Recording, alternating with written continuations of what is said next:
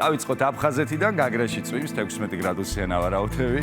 სოხუმშიც წვიმიანი ამინდია, თუმცა ტემპერატურამ საგრძნობლად მოიმატა და 18 გრადუსი ამბობენ სინოპტიკოსები, ზუგდიდში 20 გრადუსი გვაქვს, უკვე მზეც გამოანათებს. მესტიაში წვიმს უკვე და აღარ თოვს 7 გრადუსი ტემპერატურა, ფოთში 19 გრადუსი.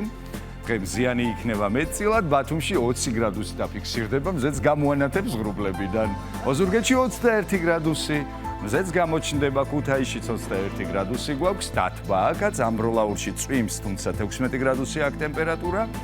რაც შეეხება ახალციხეს, ღრუბლებში გვაქვს გახვეული, მაგრამ 15 გრადუსი წვიმიანი იქნება დღე, ბორჯომში 12 გრადუსი დაფიქსირდება და ასევე წვიმა.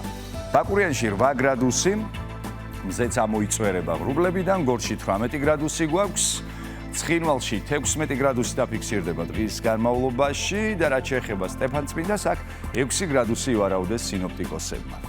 გადავინაცვლეთ გუდაურში 3 გრადუსი დაფიქსირდება, მზეც გამოჩნდება. თელავში 17 გრადუსი გვაქვს დღის განმავლობაში, რაც შეეხება რუსთავს, აქ 21 გრადუსიო გვამცნობენ სინოპტიკოსები და არც მეტი და არც ნაკლები 20 გრადუსიან ავარაუდები ჩვენს დედაქალაქში, უმეტესად მზიანი იქნება დღე, რაც ძალიან გვახარებს და აი ასე გამოიყურება ჩვენი დედაქალაქი ამ წუთებში. შეხედეთ მზემ კამერას სხივის ტყორცნა დილა არის მშვენიერი, კი ბატონო, აი ნახეთ როგორ გადაიფაკლა ჩვენი დედაქალაქი, რომ მოვდიოდი ისეთი უზარმაზარი ყვითელი მზე ამოდიოდა და ჩახჩახებდა უკვე ძალიან უხარო და ეს ყოველივე გულს და რაღაცა გითხარი კიდევაც საგრიმეროში გაღიმებული მოვდიოდი მთელი გზა თქო.